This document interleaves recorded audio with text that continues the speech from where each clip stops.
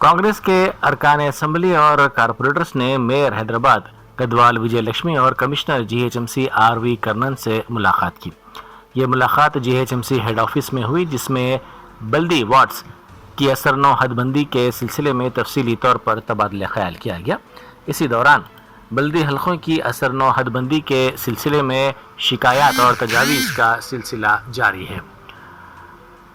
10 दिसंबर को 40 शिकायत, 11 को 280, 12 दिसंबर को 373, 13 दिसंबर को 408 और 14 दिसंबर को 227 शिकायत और तजावीज़ इस सिलसिले में बल्दिया को मौसूल हुई हैं।